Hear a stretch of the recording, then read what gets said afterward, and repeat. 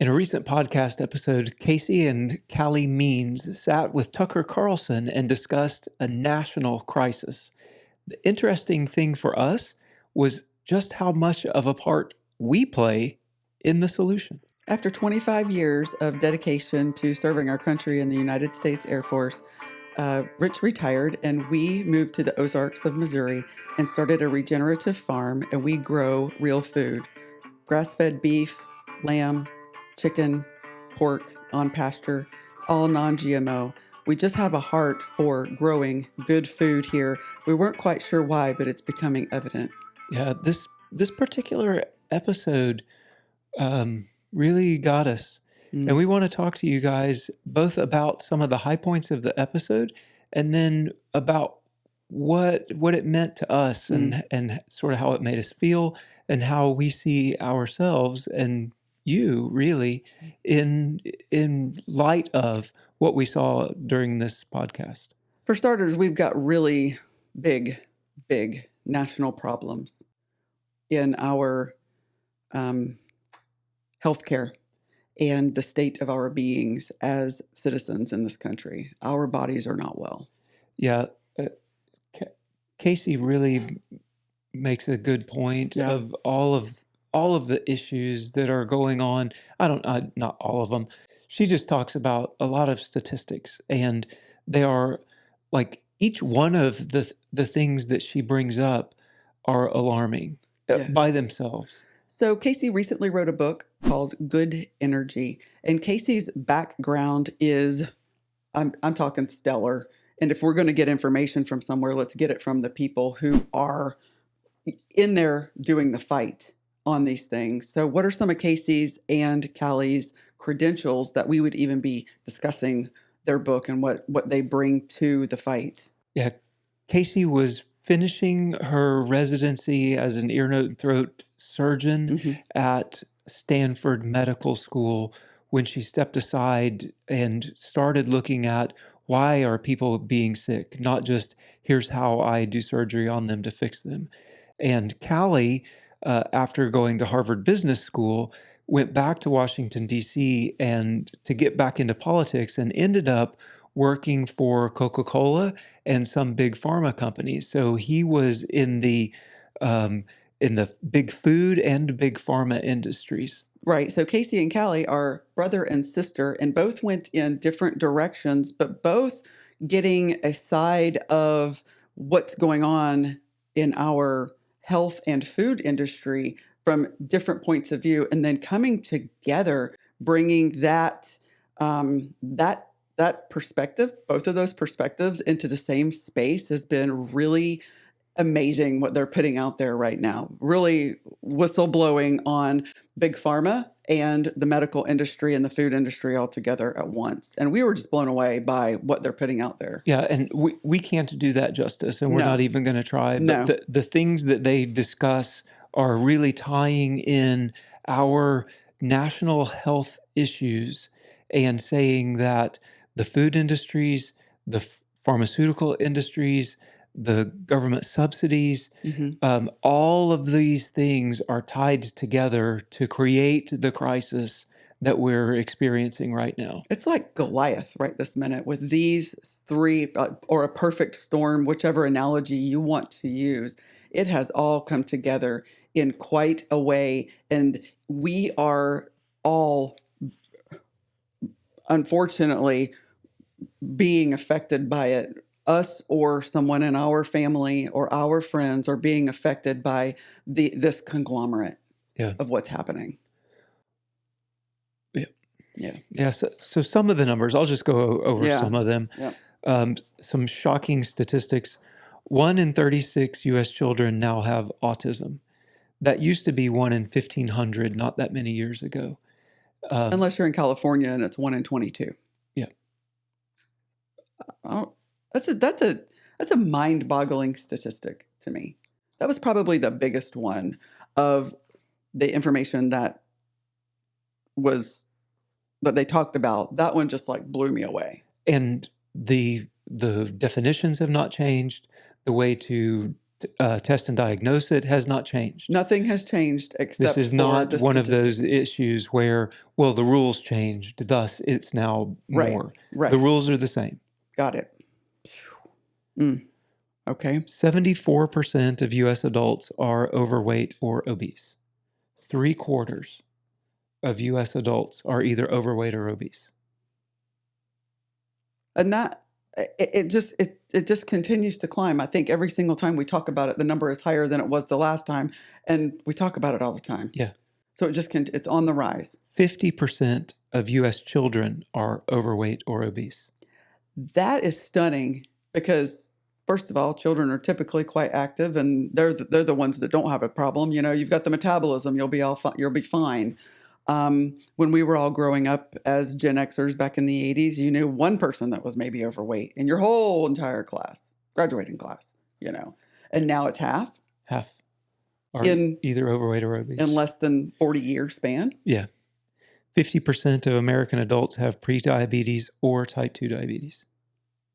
Well, that's a whole entire podcast and conversation. Which we had. Yeah. Yep. And probably we'll have another one. 30% of teens now have prediabetes. 40 years ago, only people over a certain age, 40, 50 or older, had type 2 diabetes. There was not a case, and Casey brought this up in the book and in the podcast, I believe, that a pediatrician would never have seen a child with type 2 diabetes in the 70s. It was not a childhood disease. It was That's not. right. It wasn't. Type 1, yes, that's a different subject Correct. altogether, but I wouldn't have seen it. Yep. 77% of 17 to 24-year-olds are not qualified to serve in the military. 31% of those, so 31% of that 77 is due to overweight or obesity. They don't make the weight standards. Wow. So then the issues now become a national security problem. That's correct. Yep. Because if people aren't healthy enough to serve, we don't have it's an all volunteer force. Less than a quarter of those in the age group to serve are actually eligible without a waiver. Wow. Yeah. Okay. And then went into fertility issues. Mm-hmm. Infertility is increasing by 1% per year. Sperm counts are decreasing by 1% per year since the 1970s. That's crazy. There's literally the entire population is literally becoming infertile. Yes, less and less fertile each year. That's correct. I mean, if you continue on that, well, yeah. Does it ever get to the point sperm where count has decreased by almost 50%? That's literally half the opportunity to have, right, to make more human beings. Correct. And last one, man, young adult cancers are up 79%. 79%. That's probably the most heart-wrenching one, is the young adults in cancer. Because cancer was generally kind of older people. They'd lived their lives and they've just been exposed to more things and illness, whatever the case is. Your body's old. Yeah. You know, and young people cancer, that's just, that should not be a thing. So as Casey stepped away from surgery, put down her scalpel, as she called it, and went on this search for why are people getting sick at rates that we have never seen before. Yeah. The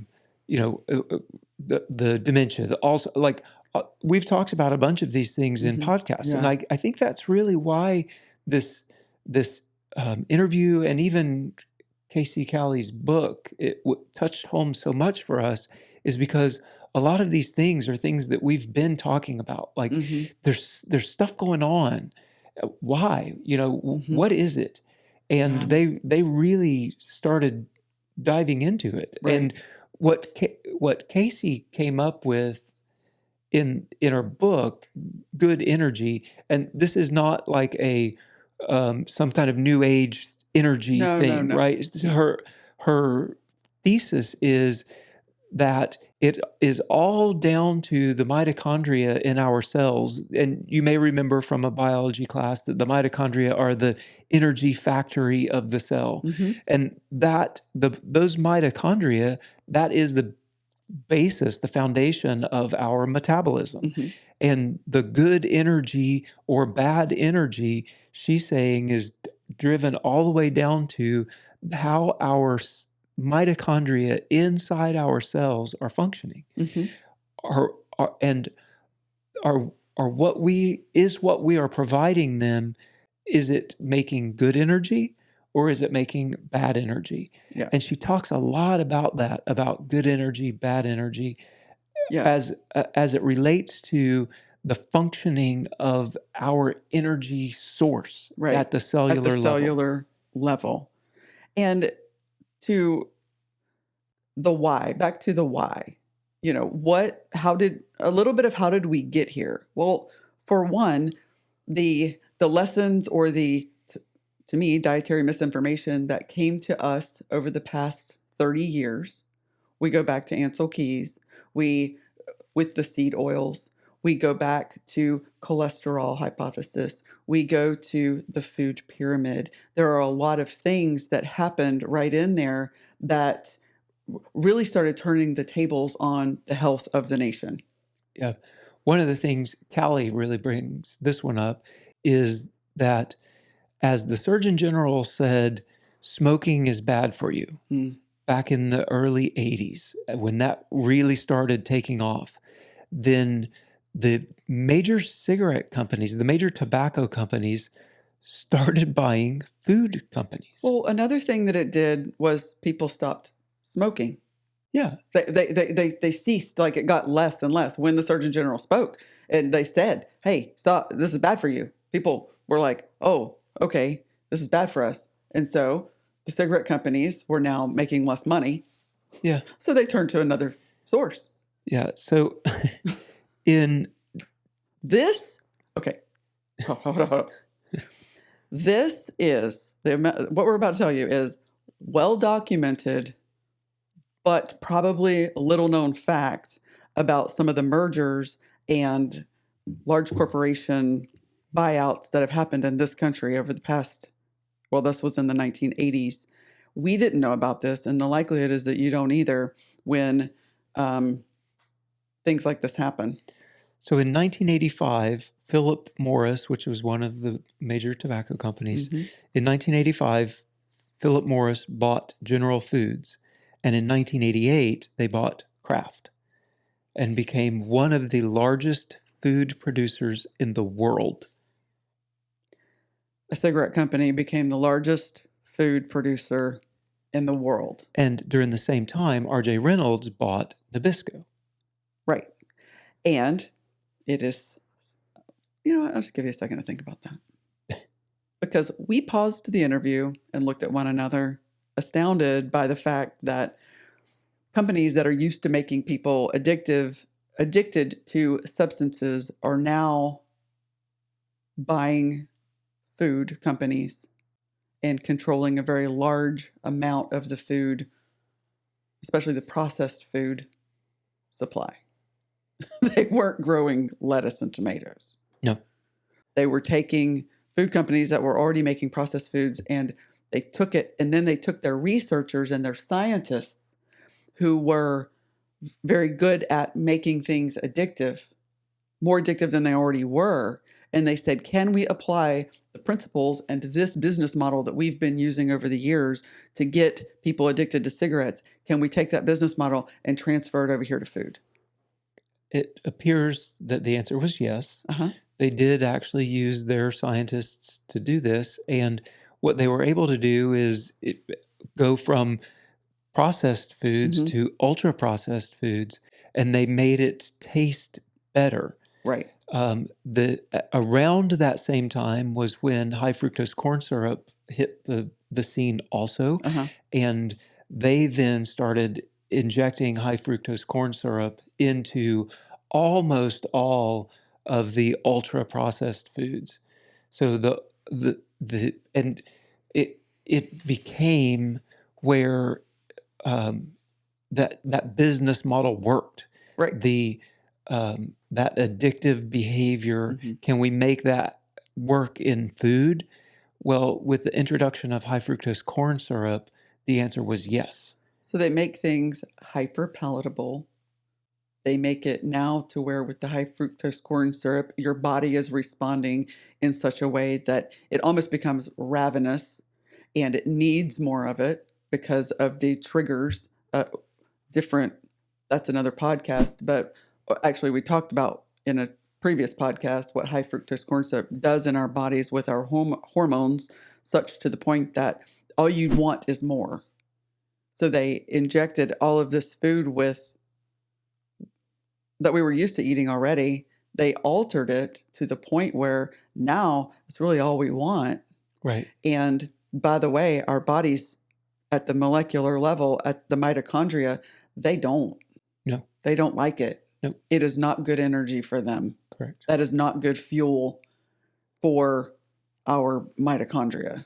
Right. So the high fructose corn syrup is basically, fructose is processed almost exclusively within the liver. So the liver has to do all of that, unlike glucose, the other kind of sugar that we normally are talking about all the time. Yeah. Unlike glucose, where all of our cells are processing glucose. Right. Maybe not all, but like right. Glucose is being processed everywhere. Right. And fructose really is just in the liver. So you've got this excess of energy and only one organ can do the processing of it.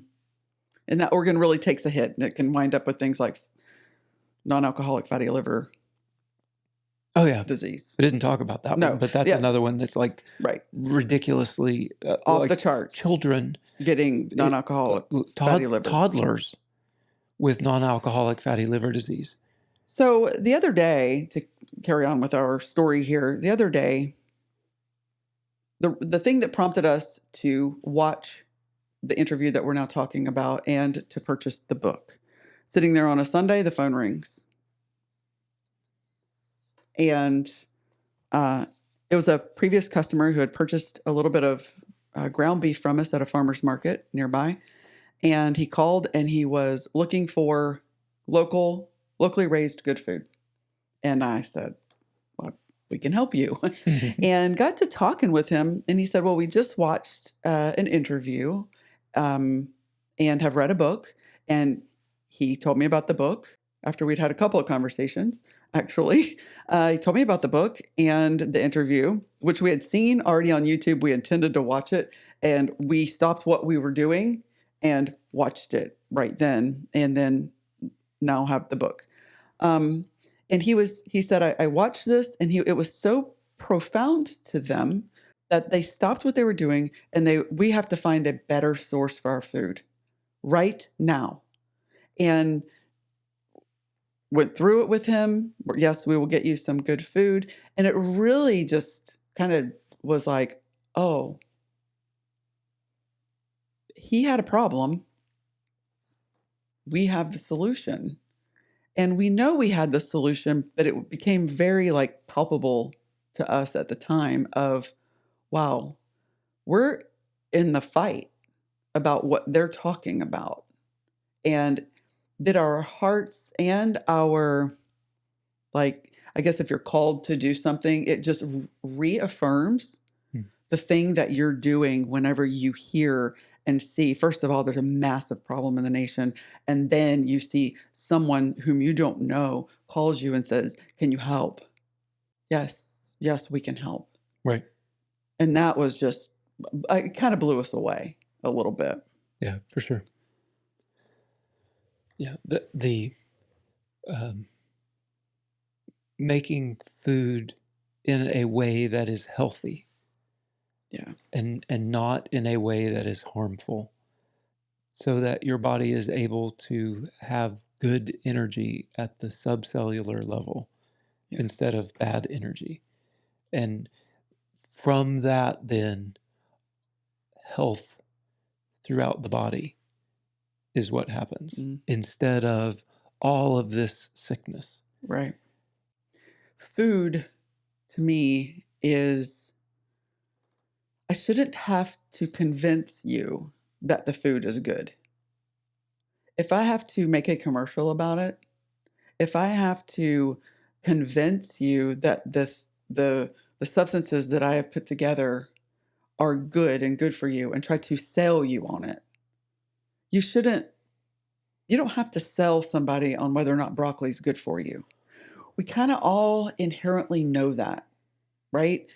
When a thing is what it always was. And I used to tell my kids that all the time. Well, Mom, what should we eat?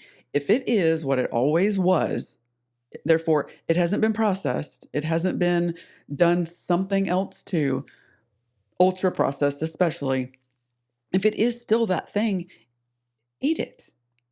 It came from energy, from the sun to the ground, some water, and it turned into this thing that is edible. And it's probably good for you. At the very least, the likelihood is it isn't bad for you unless it's a poisonous substance. It's not bad for you. And I don't have to convince you. If I have to be convinced, probably there's something not quite right. Maybe. You know, if a company has had to put a whole bunch of other preservative ingredients in it, probably it's not quite right. If it's not already shelf stable, or it shouldn't be shelf stable. I'm sorry, I misspoke. If it shouldn't be, it should have a rot time. You know, Yeah. I mean, well, truly, the foods that you and I eat can go bad. Right. Real food goes bad. Right. You know, and if it doesn't, then I question it. You know, and so that's what these companies are in the business of putting together. Yeah. Anyway, sorry about my "it is what it always was" rant. So Casey drives this to most of the chronic, if not all, of the chronic health issues that we're dealing with today. She, in her opinion, is rooted in mitochondrial malfunctioning, bad energy. Right. Down to, so let's talk about a few farming practices that are affecting the foods. We are a regenerative farm, sustainable, chemical-free as much as possible. Well, actually, we don't use any chemicals, like none at all. GMO-free food brought in, again, as clean as we can possibly make the food. And those chemicals spraying on the soils, the chemicals spraying onto the vegetables that we're eating, also not just the processed food, but the chemicals that they're using to grow the subsidized corn, wheat, and soy are also damaging our mitochondria. Not just the processing and the high fructose corn syrup, but all of the pesticides and the herbicides that are put out there. And oftentimes a local farmer isn't using all of that. Right. And ask. I mean, you can find out if your local farmer is. Right. And the organic certification, as we talked about in our last podcast, is not the end-all be-all to determine whether or not that's the case. Go visit the farm, talk to the farmer, and use that as a better indication of whether or not that's a product you want to buy. There are thousands of farmers markets in this country. I believe 9,000 something. There you go. Certified farmers markets. A whole bunch of them. Yeah. There are more and more small farms like ours popping up all around the cities in this country.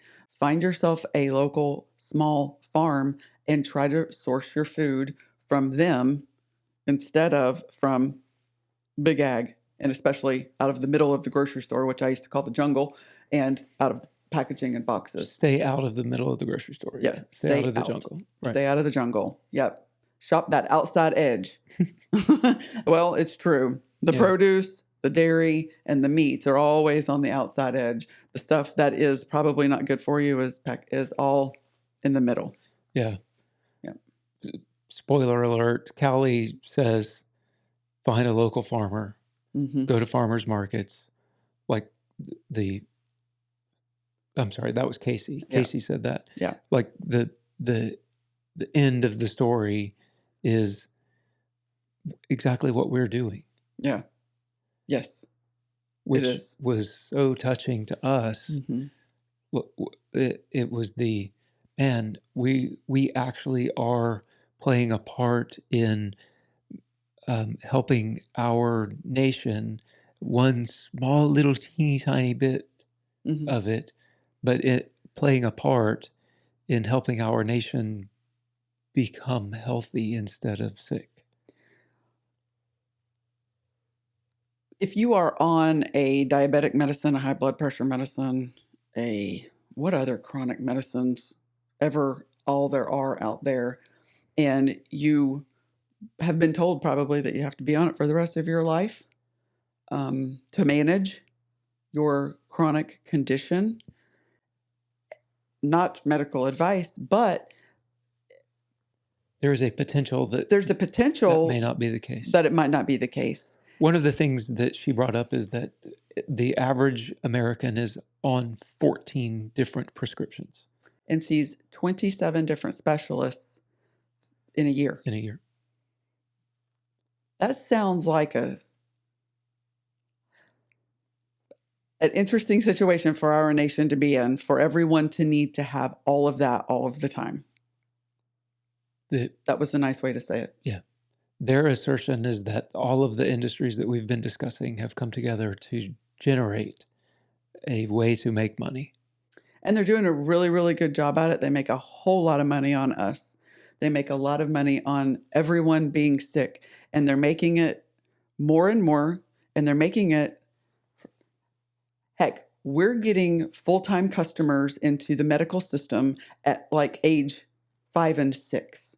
So now not full-time, lifetime. I'm sorry, lifetime customers at the age of 6, because now we have 6-year-olds who are diabetic and pre-diabetic, and we're going to prescribe them a lifetime of whatever medication is required in order to, quote, manage that rather than changing their diet. Correct. And so now you have a whole big, long, huge customer. And I think that we as Americans have a choice.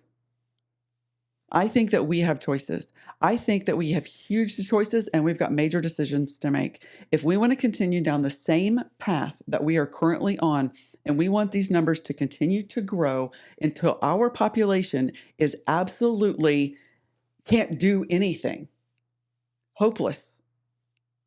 If we continue down the path that we're on, that's where we're going. Or we have decisions and choices to make. Yeah, and it includes to support that, like the healthcare that we have right now is better than it has ever been in history.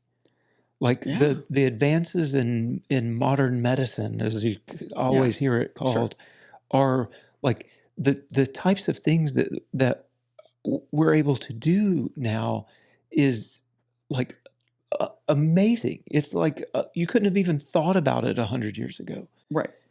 And yet, even with that, the life expectancy is going down.